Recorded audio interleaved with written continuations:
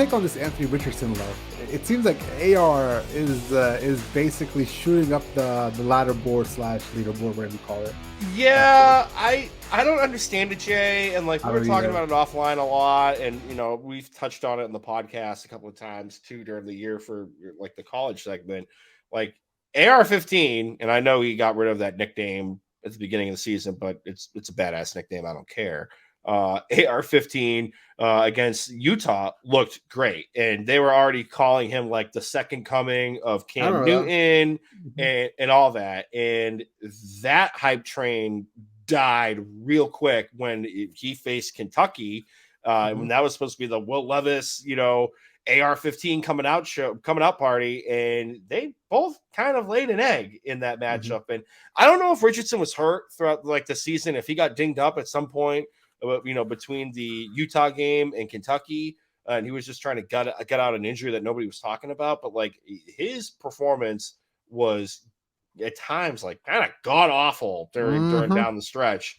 So I don't understand where the love's coming from. I don't know if somebody, especially if you look at like the draft odds market, like he kind of has like the best odds of the quarterbacks now to go first overall. I don't know if some scout is, telling these, bookmakers out in Vegas, like some insider info just to move the market a little bit. Obviously it has, because his odds have, sharpened up quite a bit over the last 2 weeks.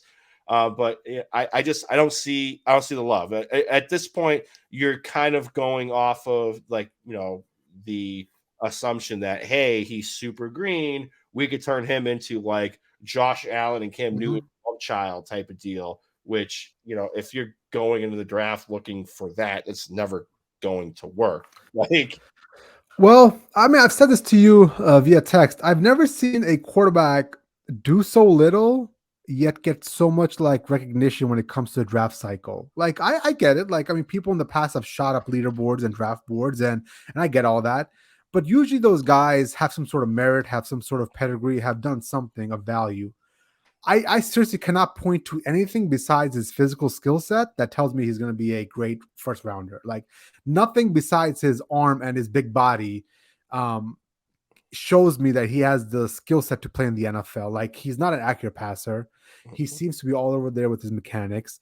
Like there were times last year where like he was the sole reason why Florida was losing. I think that people are missing that, and I want to like talk about that a little bit. Like Florida last year was a great football team, loaded talent-wise. Like I mean, they were gonna compete for the SEC title, and there was so much buzz about AR-15 going into the season. But it was his bad play in a lot of those games that was a direct result of Florida losing. Like people need to understand that. So, I mean, I get it. I trust me, I do, because I think the upside is so high. Like it's either going to be a story where he's going to become like Josh Allen, or he's going to be a complete bust, and it's going to flame out quickly. The problem is that's such a big gamble for a first round pick. Like I feel like first round picks usually were like, CJ Stroud, who's done something of value in the NFL, like obviously Joe Burrow and Andrew Luck and Trevor Lawrence and all these number one overall picks. And this guy is like in that territory where he might go number one overall, and he's done absolutely nothing, and he's just being drafted off of his potential. Like I think it truly speaks to how weak this quarterback class is this year.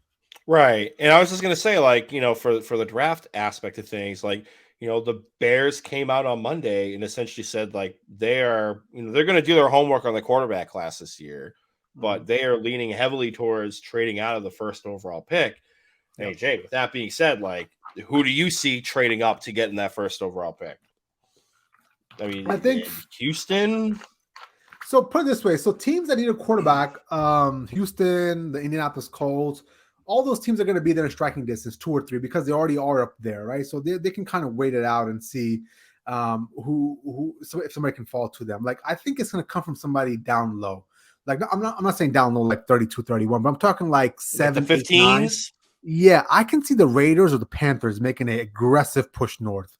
Everything I'm starting to see is the way this Aaron Rodgers thing is going to fall, and wherever he goes, then like let's say go to the Jets, then obviously the Raiders need a quarterback, right? So they're going to start potentially shooting up and trying to talk to the Chicago Bears to see if they can move on up. I think the Panthers, if they don't land anybody, it looks like they're not going to land anybody. I mean, they got to go out there and get a quarterback as well. So I can see something like that happening.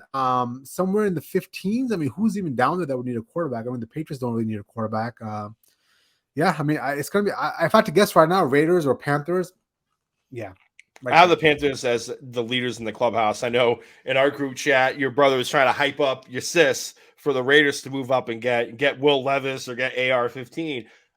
You could you could read the tea leaves and see that the Panthers brought in Frank Reich for two reasons. One, to have a functional offense and to kind of have the adult in the room, and that's no shot against Steve Wilkes. He did a hell of a job down the stretch last year on the interim basis, but Frank Reich's going to run that. He's going to run that room. He's going to run the offense. And two, he can develop a quarterback. And I know Carson Wentz is a punchline now, but when Carson Wentz was in Philadelphia, and I know I've said it a million times, like before that knee injury, like Frank Reich found a way to unlock Carson Wentz, and he was on an MVP trajectory.